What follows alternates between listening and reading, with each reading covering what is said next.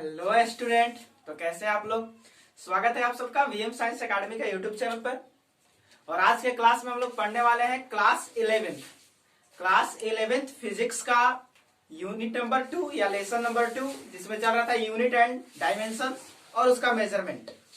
तो unit and measurement चल रहा था, जिसमें हम लोग डायमेंशन पूरी तरह से पढ़ चुके थे।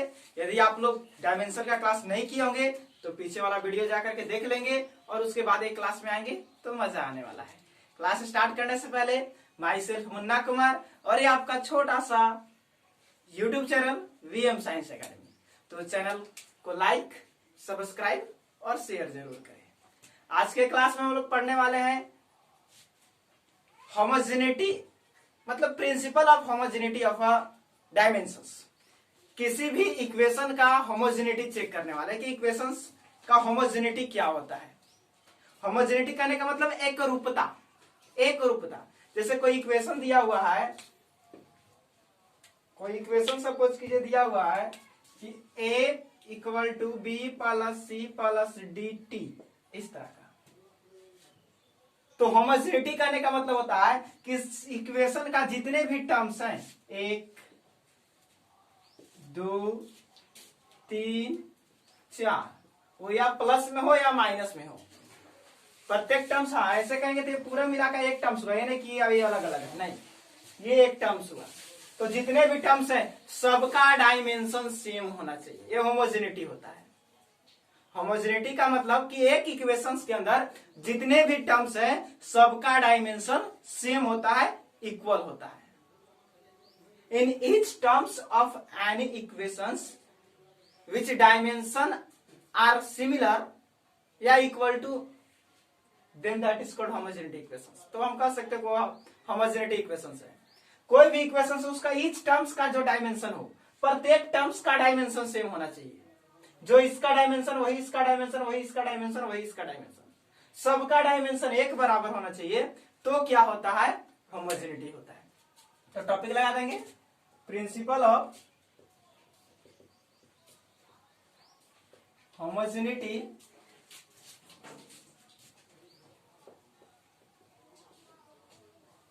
Of dimension. होमोजेनिटी बोले तो एक रूपता, एक रूपता के बारे में पढ़ने वाले हैं आज हम लोग। होमोजेनिटी का मतलब क्या हुआ, एक रूपता। कहने का मतलब होता है कि किसी समीकरण में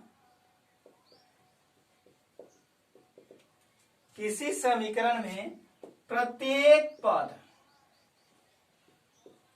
का डायमेंशन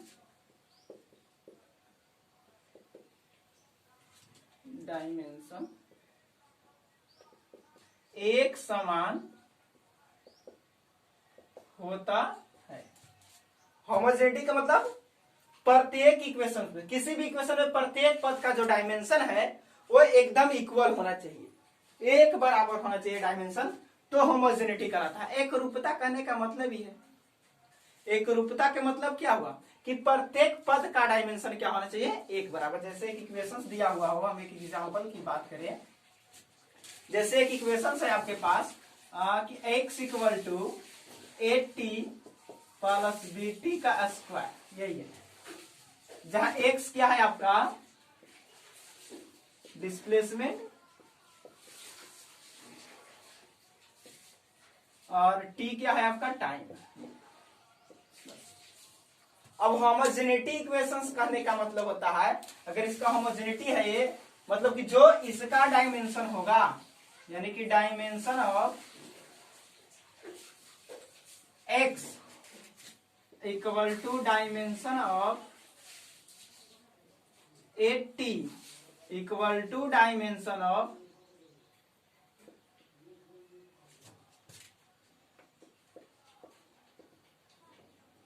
बीटी स्क्वायर। ये होमोजेनिटी का रूल हुआ। जितने भी टर्म्स हैं 1 2 3, तीनों टर्म का डायमेंशन क्या होना चाहिए, इक्वल। तीनों टर्म्स का डायमेंशन क्या होना चाहिए, इक्वल। वो होमोजेनिटी होता है। क्लियर हो रहा है। होमोजेनिटी क्या हुआ, तो जितने भी टर्म्स आ रहे हैं किसी इक्वेशंस में जितने भी टर्म्स आ रहे हैं सबका डायमेंशन इक्वल होना चाहिए। जैसे यहां कोई पूछ देगा कि ए का डायमेंशन बताओ, यहां से कोई कह देगा आपसे कि find the dimension of A and B, A और बी का डायमेंशन आपको निकालने के लिए कह दिया गया, तो आप क्या करेंगे? तो नॉर्मल सी बात है, यानी कि जो 80 का डायमेंशन होगा किसके बराबर होगा? x का।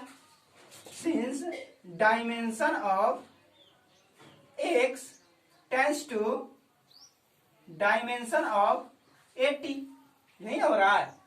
होमोजेनिटी कहने का मतलब ही होता है कि जो इसका डायमेंशन है वही इसका डायमेंशन होगा, वही इसका डायमेंशन होगा। तो x क्या था? डिस्प्लेसमेंट था। डिस्प्लेसमेंट बोले तो लेंथ, इसका डायमेंशन क्या हो जाएगा? l, और a तो हमें पता नहीं है, टाइम का क्या हो जाएगा? t। तो a का डायमेंशन निकालना है तो t इधर आ जाएगा, यानी कि a का डायमेंशन क्या हुआ? l पर t। आंसर, अरे t के पावर इधर 1, इधर आया तो -1। कितना आसानी से निकल गया। ये होमोजेनिटी होता है। किसी भी इक्वेशंस में अगर कोई चीज का डायमेंशन नहीं दिया हुआ हो तो आप डायमेंशन फाइंड कर सकते हैं। उसी तरह से थोड़ा और देखे, बेटी का बी का पूछ रहा था, तो ये भी किसके बराबर होगा? इसके बराबर, यानी कि dimension of x tends to dimension of BT का स्क्वायर। x क्या है? डिस्प्लेसमेंट, तो l। b हमें पता नहीं है, टाइम क्या हो जाएगा? t का स्क्वायर। इसको इधर भेज देंगे तो b इक्वल टू क्या हो जाएगा? l t का पावर -2। बी का डायमेंशन मिल गया। तो ये होमोजेनिटी है, यही होमोजेनिटी का रूल्स है कि कोई इक्वेशंस दिया हुआ हो उसके प्रत्येक टर्म्स का डायमेंशन सेम होता है। किसके कारण? होमोजेनिटी के कारण। एक रूपता ही कहता है।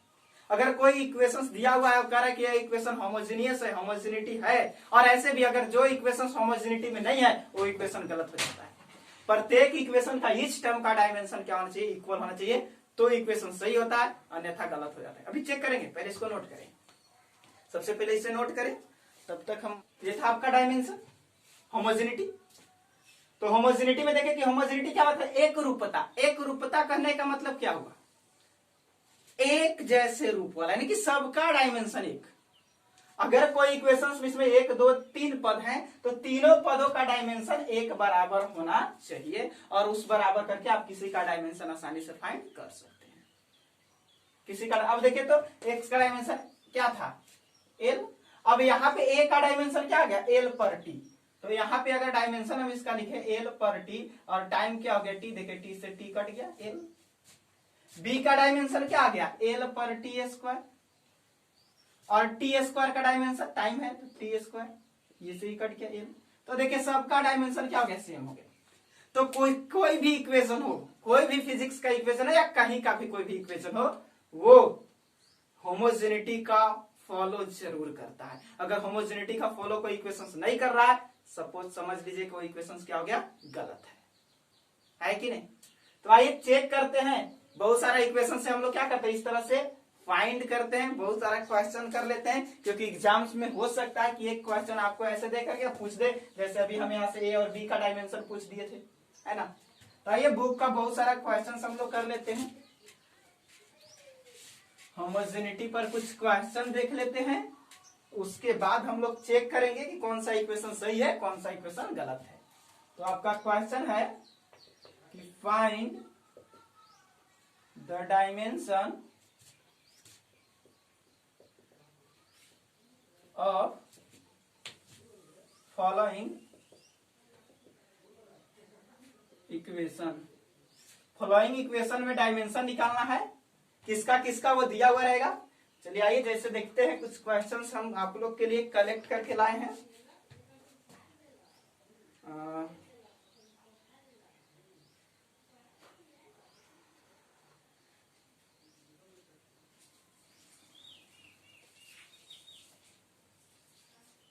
ये रहा आपका फर्स्ट क्वेश्चन,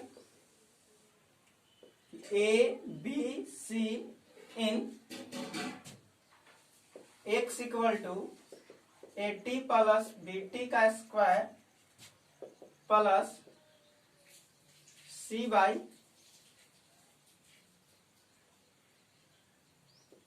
टी। यही एक इक्वेशंस है, और इस इक्वेशंस के अंदर आपको ए बी सी तीनों का क्या करना है, डायमेंशन देना है। ए बी सी तीनों का डायमेंशन देना है, जबकि इधर कहा गया है कि where X stand for displacement,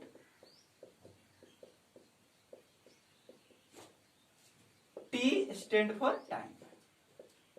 x क्या है आपका, डिस्प्लेसमेंट है, और टी क्या है, टाइम है।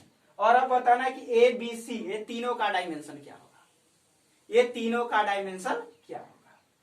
तो चलिए स्टार्ट करते हैं। आपको पता है होमोजेनिटी कहने का मतलब क्या हुआ, ये जो इक्वेशंस दिया हुआ है इसमें कितने पद दिख रहे हैं आपको, 1 2 3 4, चारों का डायमेंशन क्या होना चाहिए, इक्वल होना चाहिए।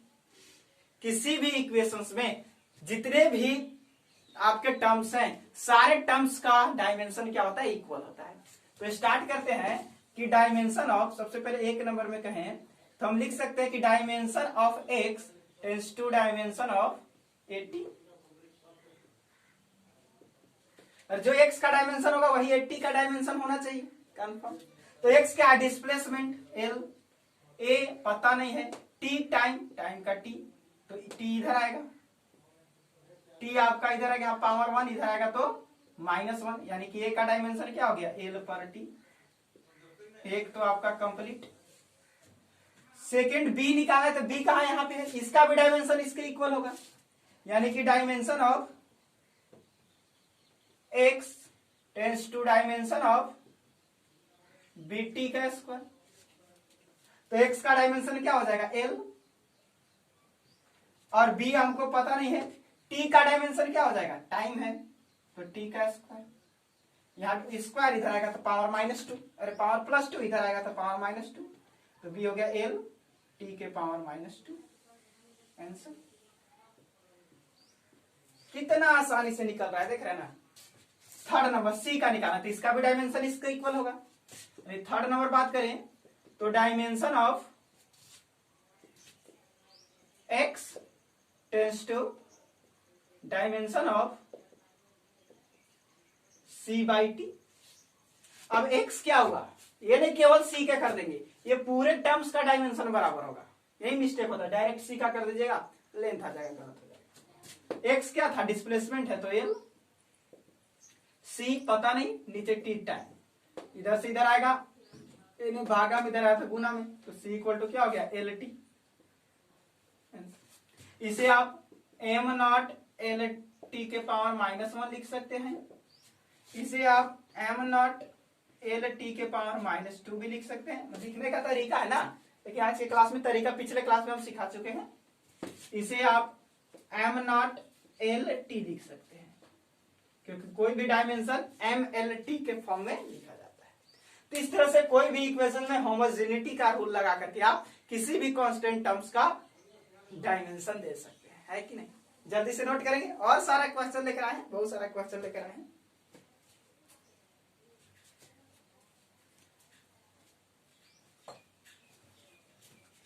आइए नेक्स्ट क्वेश्चन देखते हैं।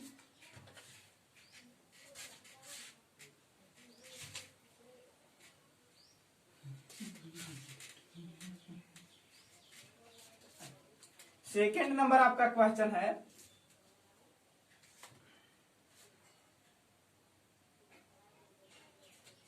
कह रहा है a/b in p equal to a minus T square by bx, where p आपका प्रेशर है,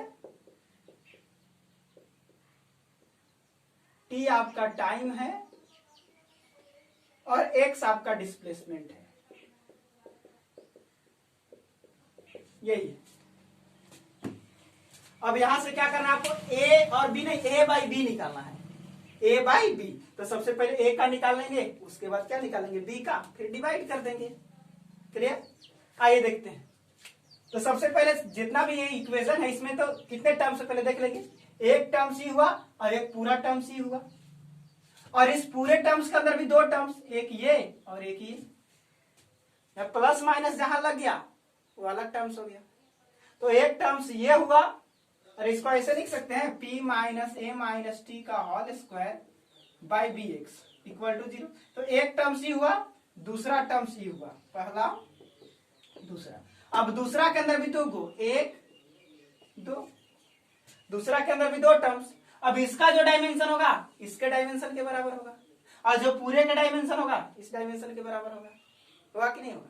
इसका डायमेंशन इसके बराबर होगा। ये भी तो इस इक्वेशन के अंदर ये दो टर्म्स हैं, है कि नहीं? यानी कि हम कह सकते हैं यहां पे this is dimension of A tends to dimension of T square.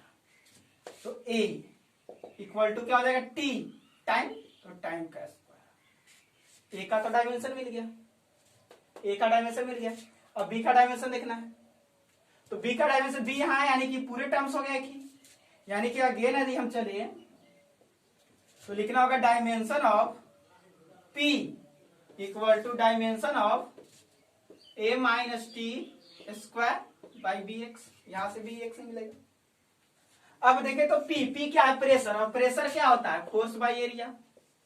Force क्या होता है? M L per T square, mass into acceleration. और ये क्या हो गया? Area, length square. एक एल से एक एल मरता है, एल ऊपरे जाएगा, एम पर L per T square, M L के पावर -1 टी के पावर -1 -2। तो आइए प्रेशर, प्रेशर क्या हो गया आपका? एम एल के पावर -1 टी के पावर -2। अब यहां देखें, इसका डायमेंशन टी स्क्वायर, एक डायमेंशन टी स्क्वायर, और एक डायमेंशन टी स्क्वायर, एक डायमेंशन टी स्क्वायर। अब आपके पास मान लीजिए कहीं दिया हुआ है कि 5 kg माइनस 5 kg, तो आप क्या लिखेंगे? इसका जो डायमेंशन आने वाला है 0 kg ही ना आएगा। टी स्क्वायर, यहाँ भी टी स्क्वायर, डायमेंशन माइनस होगा तो टी स्क्वायर ही रहेगा। मान लीजिए यहाँ पे आ गया 3t स्क्वायर, यहाँ पे आ गया 5t स्क्वायर, तो -2t स्क्वायर। डायमेंशन तो वही रहने वाला है, कितना भी पद हो जाए। अब ऐसा नहीं कि यहाँ टी स्क्वायर यहाँ टी स्क्वायर तो 2 टी स्क्वायर लिख देंगे, नहीं, डायमेंशन वही रहेगा। क्या रहेगा? T square. नीचे बी एक्स, एक्स किसके लिए दिया हुआ था? डिस्प्लेसमेंट। और डिस्प्लेसमेंट क्या होता है आपका? एल।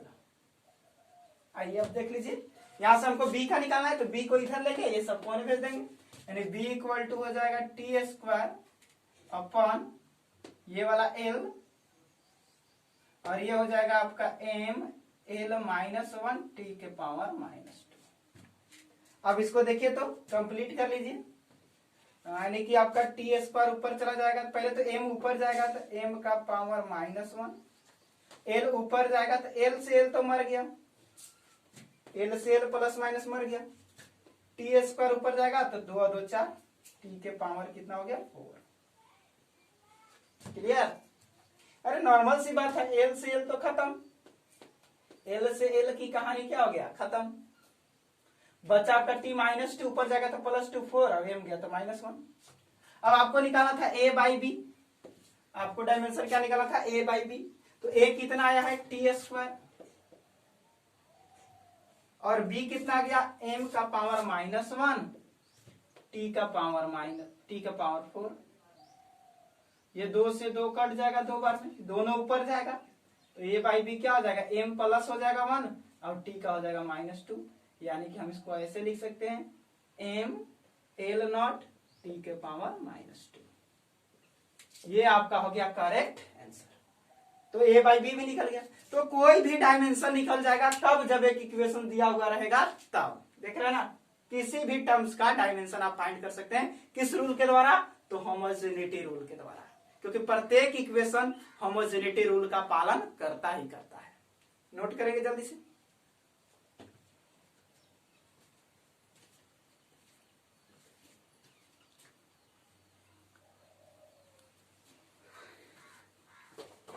नेक्स्ट क्वेश्चन देखते हैं।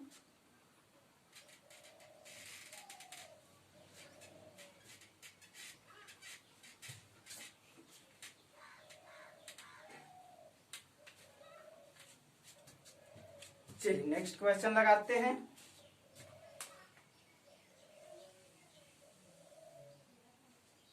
ये रहा नेक्स्ट क्वेश्चन है आपका question number 3।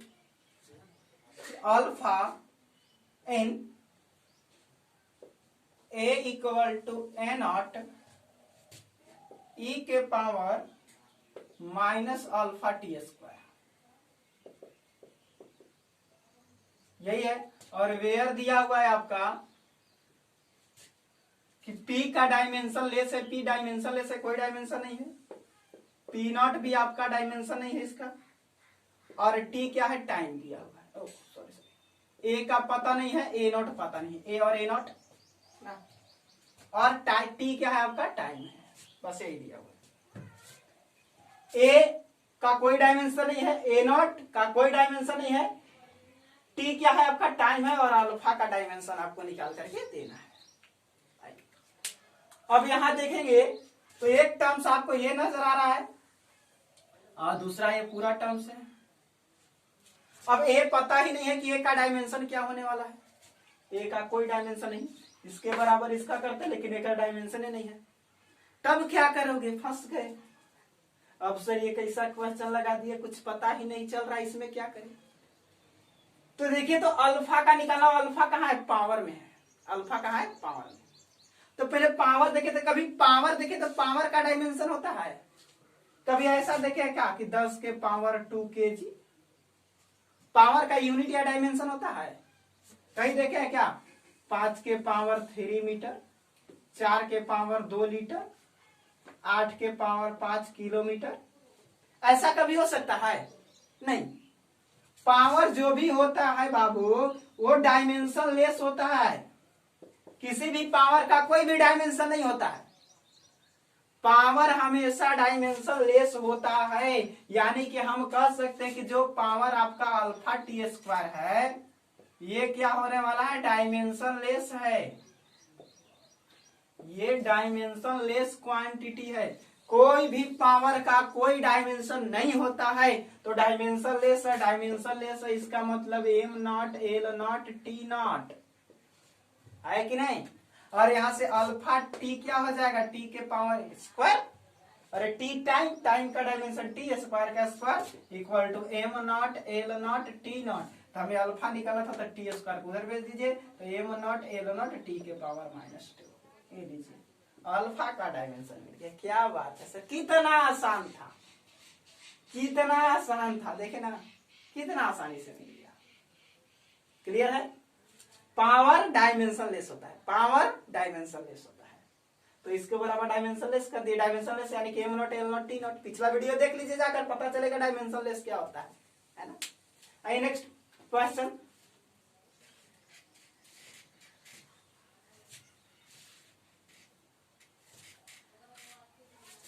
Next question number 4। बहुत सारा क्वेश्चन लेकर आए हैं हम आपके पास कि ताकि आपका कोई भी कंफ्यूजन ना बच जाए। अब ये beta in A equal to alpha by beta E के power minus alpha Z by K theta, और वेयर आपका दिया हुआ है, पी क्या है आपका pressure, sorry sorry sorry, A के जगह पर पी दिया हुआ था, पी क्या है आपका प्रेशर, और जेड आपका दिया हुआ डिस्टेंस,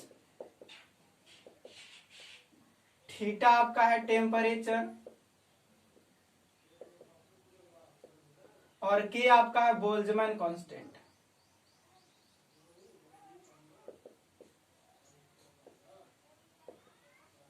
बोल्ट्जमैन कांस्टेंट आप पीछे वाला लेक्चर देखेंगे उसमें इसका यूनिट मिल जाएगा या डायमेंशन ही मिल जाएगा, केजी मीटर स्क्वायर पर सेकेंड स्क्वायर केल्विन, यही होता है ना। अब यहां से आपको क्या करना है, बीटा का डायमेंशन देना है, यहां से आपको बीटा का डायमेंशन देना है। अब जिसमें आप देखेंगे कि एक टर्म्स आपका ये है और दूसरा टर्म्स तो ये पूरा है, और इसके अंदर भी कोई प्लस माइनस नहीं है, एक पावर दिख रहा है जो कि डायमेंशन लेस होता है। तो यदि पावर को डायमेंशन लेस कर दे तो अल्फा का मिल जाएगा, फिर इसके बराबर इसके कर देंगे, अल्फा का यहां रख देंगे, बीटा मिल जाएगा। क्लियर। आइए तो सबसे पहले किसी minus alpha Z by K theta equal to ये क्या हो जाएगा, डायमेंशन लेस, और डायमेंशन लेस बोले तो M naught, L naught, T not, है कि नहीं। अब अल्फा तो हमें पता नहीं, माइनस का कोई डायमेंशन नहीं होता है, साइन है। जेड क्या है, डिस्टेंस, डिस्टेंस है तो क्या होगा, लेंथ। के क्या है, बोल्ट्जमैन कांस्टेंट, यही होता है। केजी बोले तो मास, मीटर बोले तो एल स्क्वायर, सेकेंड बोले तो टी पर सेकेंड है तो टी स्क्वायर। के क्या है आपका, के क्या है, बोल्ट्जमैन कांस्टेंट है। के क्या होता है यहाँ, ये जो के है आपका, ये के केल्विन होता है, यानी टेम्परेचर, और टेम्परेचर का क्या होता है, थीटा। टेम्परेचर का केल्विन भी लिख सकते हैं, थीटा भी लिख सकते हैं। तो आइए नीचे क्या हो जाएगा, के जगह पर हो गया आपका एम नॉट और एम नॉट। और एक चीज और देखेंगे यहाँ, ये सेकेंड भी बट्टा में था, के बट्टा में था, तो ये क्या हो जाएगा, पावर -1। तो एम एल स्क्वायर टी के पावर -2 थीटा के पावर -1।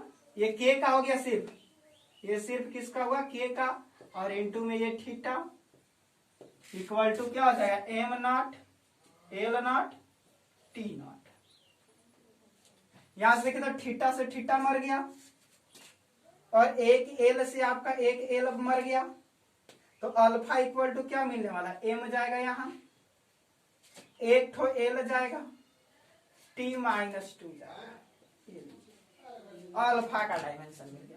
ये लगभग हम देख रहे हैं कि फोर्स का डायमेंशन है M L per T square, है ना। अब आइए अगेन चले, तो हमें अल्फा नहीं, हमें क्या निकालना था, बीटा निकालना है हमें, बीटा, और बीटा यहाँ पे है। अब देखे तो इसका पावर ये था, तो पावर का तो कोई डायमेंशन ही नहीं होता है। अरे कहीं दिया हुआ है आपसे, मान लीजिए 5 के पावर 7, तो इसका कोई डायमेंशन होने वाला है नहीं, इसका कोई डायमेंशन, क्योंकि ये तो कांस्टेंट है, ये एक्सपोनेंशियल कांस्टेंट है, और कांस्टेंट का पावर कुछ भी, उसका कोई डायमेंशन नहीं होता है, तो इसका तो कोई डायमेंशन नहीं हुआ।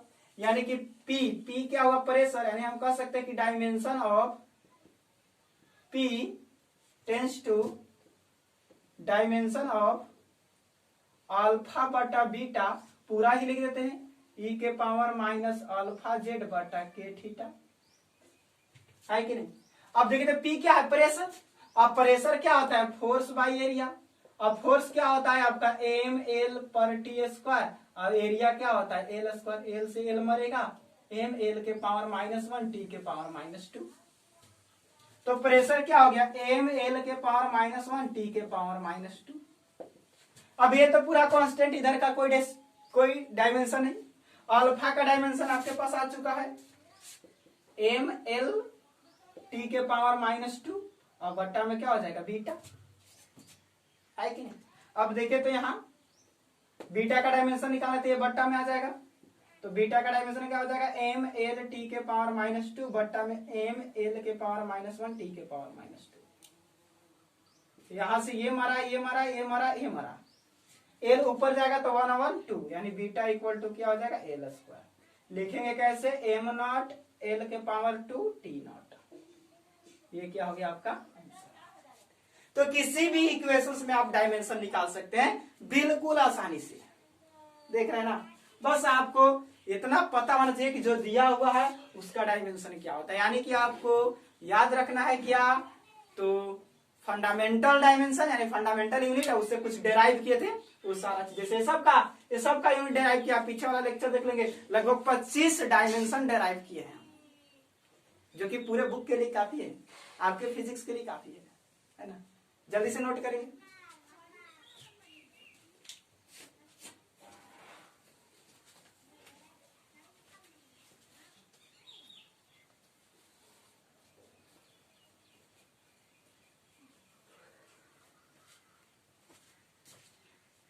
आइए नेक्स्ट क्वेश्चन को देखते हैं, क्वेश्चन नंबर 5।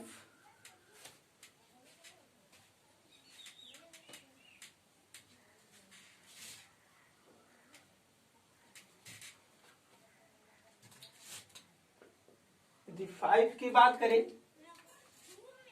तो 5 नंबर क्वेश्चन है,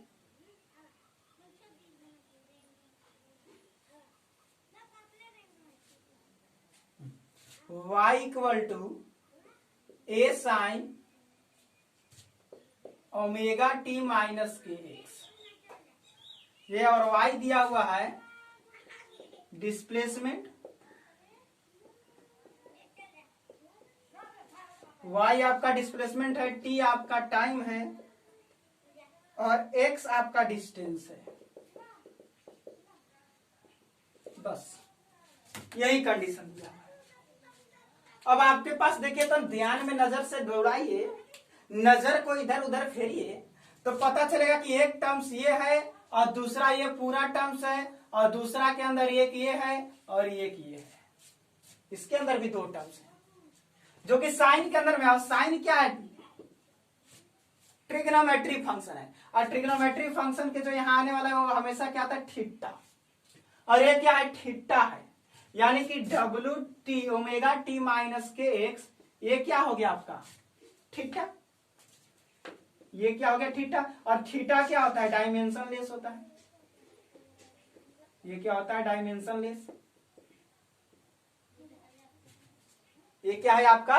डायमेंशन लेस है। और यहां से किसका किसका निकालना था? तो मान लीजिए आपको कह रहे ए का निकालिए, ओमेगा का पूछ दिया और के का पूछ दिया, ये तीनों का पूछा है। तो सबसे पहले तो ये तो डायमेंशन लेस हो गया दोनों, यानी कि जो इसका डायमेंशन वही इसका डायमेंशन है, दोनों क्या है? डायमेंशन लेस है। यानी कि हम कह सकते हैं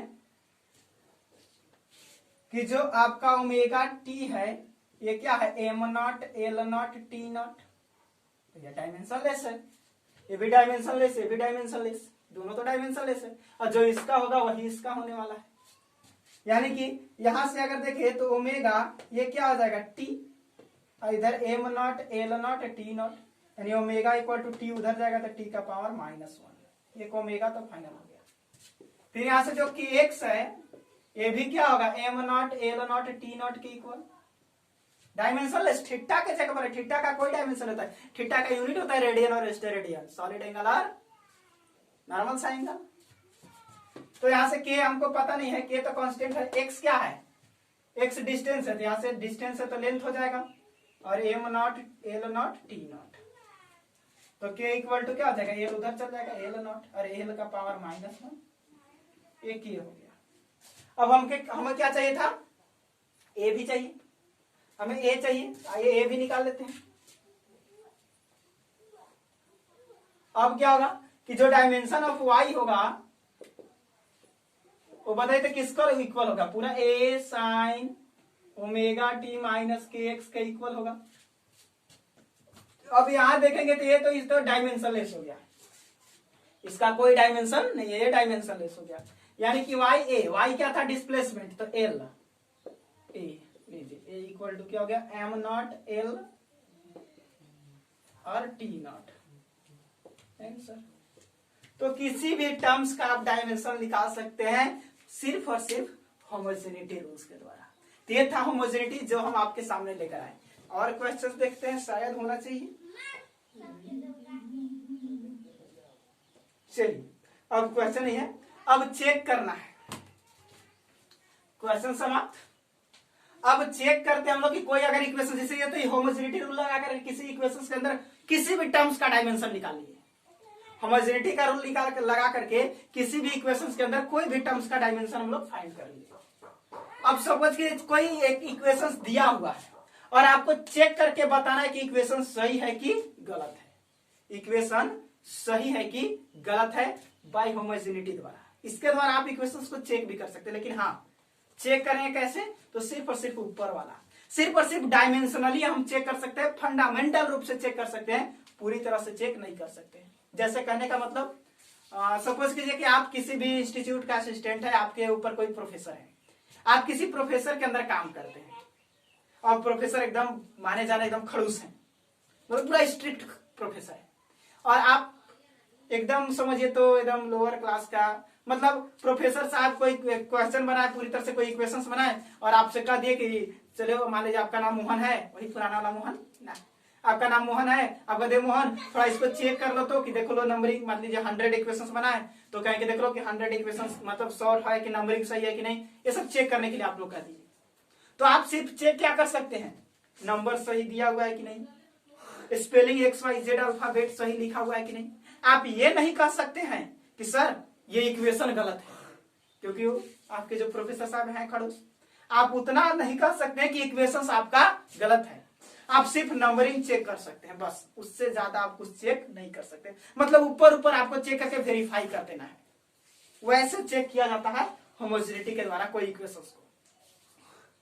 कंप्लीटली चेक नहीं कर सकते, हम कह रहे हैं होमोजेनिटी के द्वारा किसी भी इक्वेशंस को 100% आप करेक्ट नहीं कर सकते हैं, लेकिन कुछ हद तक थोड़ा बहुत आप जरूर उसे करेक्ट कर सकते हैं।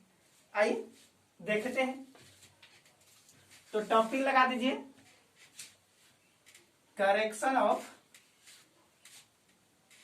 इक्वेशन बाय होमोजेनिटी या check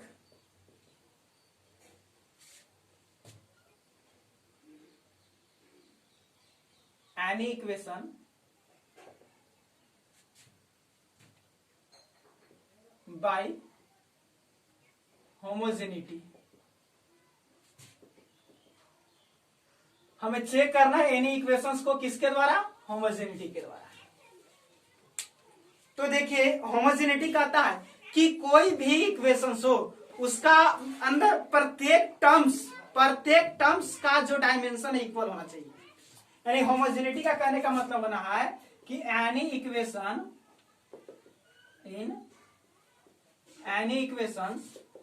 the dimension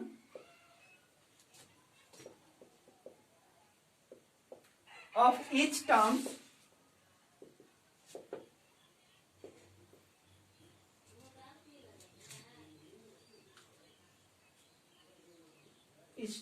are equal। जितने भी आपके टर्म्स हैं सबका डायमेंशन क्या होना चाहिए, इक्वल होना चाहिए। इस टर्म्स शुड बी इक्वल, प्रत्येक टर्म्स का डायमेंशन इक्वल होना चाहिए तो सही होगा। जैसे एक प्रोफेसर साहब ने एक क्वेश्चन दिया कि s equal to ut plus half AT square, चलिए एक क्वेश्चन लगा लीजिए। जहां कहें कि s क्या है बाबू, तो डिस्प्लेसमेंट है, u क्या है, इनिशियल वेलोसिटी है, t क्या है, टाइम है, a क्या है, एक्सेलरेशन है। अब कह दिए मोहन से, वही जो इनका असिस्टेंट था, कि चलो इसको एक बार वेरीफाई कर लो।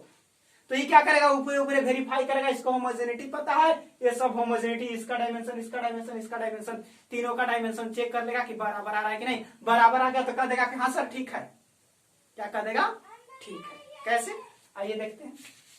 तो सबसे पहले एस का डायमेंशन ऑफ ये चेक करेगा, dimension of S equal to dimension of ut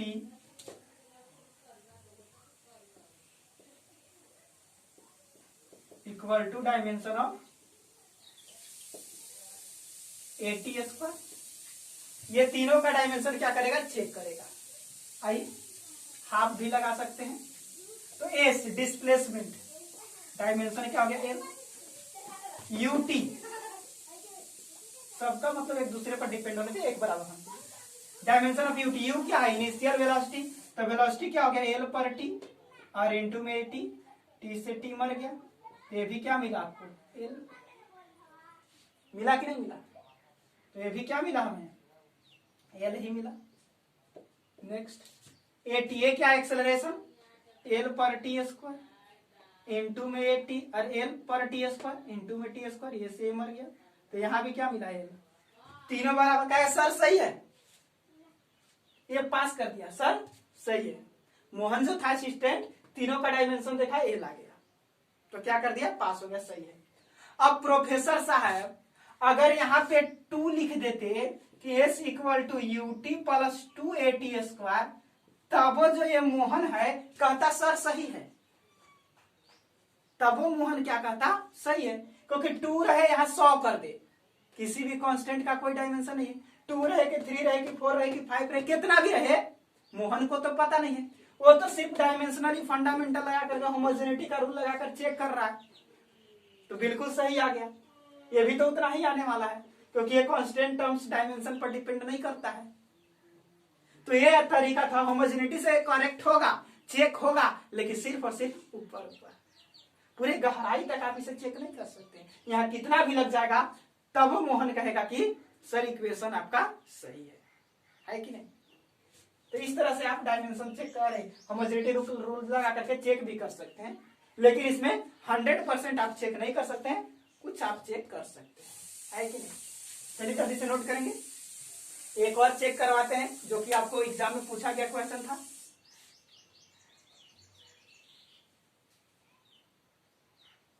चलिए यही एक ही क्वेश्चन है, चेक करना है आपको।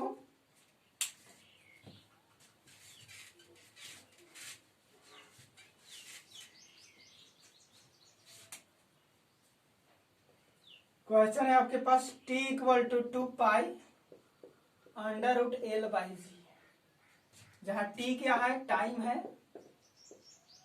l क्या है लेंथ है, और g क्या है एक्सेलरेशन है, ग्रेविटेशनल एक्सेलरेशन। ठीक, आइए देखते हैं चेक करके। t फॉर टाइम, तो डायमेंशन क्या हो जाएगा t, t for time dimension क्या हो जाएगा t, 2 पाई तो कांस्टेंट हो गया, under root length l, g l पर t स्क्वायर एक्सेलरेशन, l से l मर गया, t स्क्वायर ऊपर चल जाएगा, तो अंडर रूट -2 ऊपर जाएगा तो +2, और t स्क्वायर का क्या हो जाएगा t, यानी कि क्या हो गया डायमेंशन इक्वल हो गया। तो ये क्या कहेगा मोहन, सर बिल्कुल करेक्ट है। मोहन बोलता है कि सर बिल्कुल क्या है करेक्ट है। अब सर क्या करते कि एक और क्वेश्चन, यही क्वेश्चन को ऐसे लिख देते कि t equal to 3 pi under root L by G. अब मोहन कहता कि सर यह सही है, मोहन क्या बोलेगा ये भी सही है, जबकि आप जान रहे हैं ऐसा कोई इक्वेशन नहीं होता है, लेकिन मोहन बोलेगा कि ये भी क्या है सही। तो इस तरह से आप करेक्ट कर सकते हैं, लेकिन यहाँ आप ध्यान से देख रहे हैं ना, ये गलत हो जाएगा, ये सही है। तो ऐसा 100% चेक कैसे होगा वही बताएंगे 100% कैसे चेक होगा, लेकिन हम होमोजेनिटी रूल्स लगा करके थोड़ा बहुत चेक करेंगे। आइए नेक्स्ट, फंडामेंटली चेक होता है, यहाँ से बस ऊपर ऊपर चेक हो जा रहा है, अंदर क्या है कोई पता नहीं है, प्रोफेसर साहब लिख दिए तो वही सही है, बस ऊपर ऊपर चेक कर लो कि हत्ता नहीं मनी कोई मिस्टेक तो नहीं है। आइए एक और क्वेश्चन लगाते हैं आपके लिए, एक और क्वेश्चन। चलिए अभी क्वेश्चन प्रोफेसर साहब लिखे H equal to R rho G by 2s cos theta, और कह दी कि H जो है आपका हाइट है, R आपका रेडियस है, रो डेंसिटी है, और G आपका एक्सेलरेशन है, S सरफेस टेंशन है,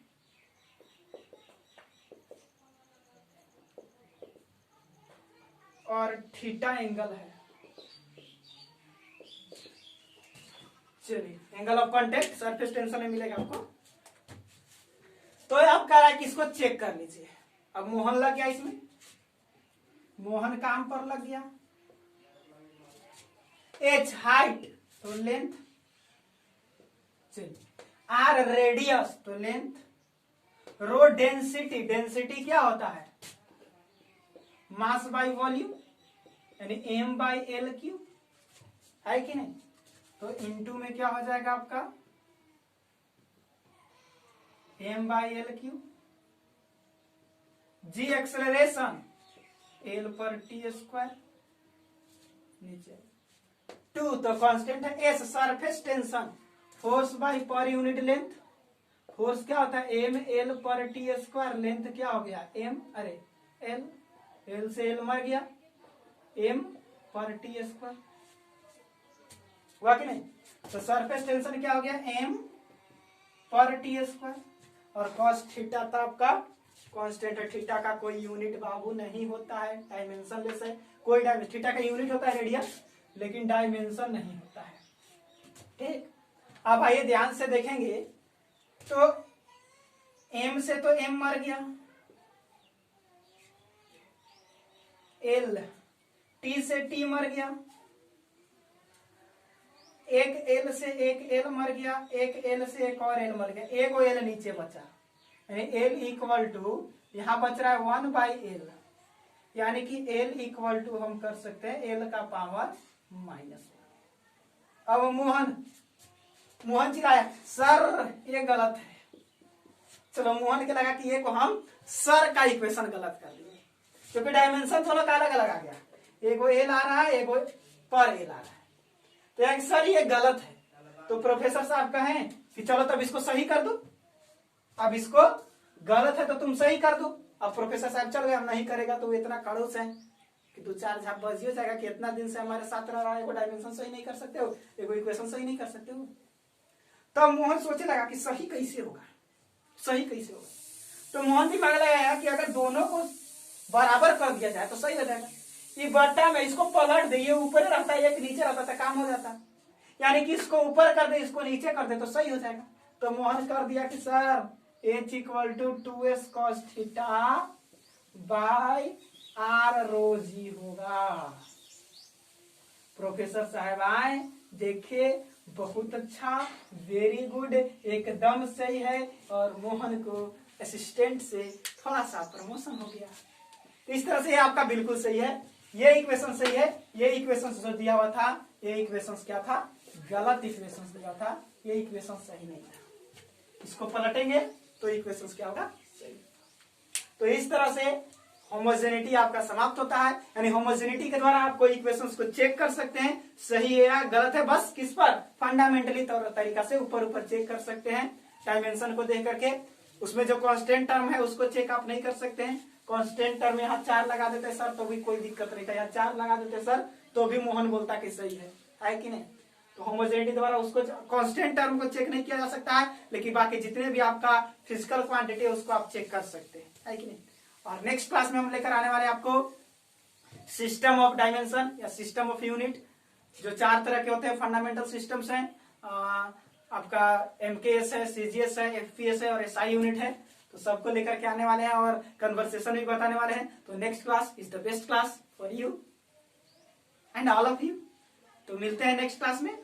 चैनल को लाइक सब्सक्राइब करेंगे और कमेंट जरूर करेंगे क्लास कैसा लगा।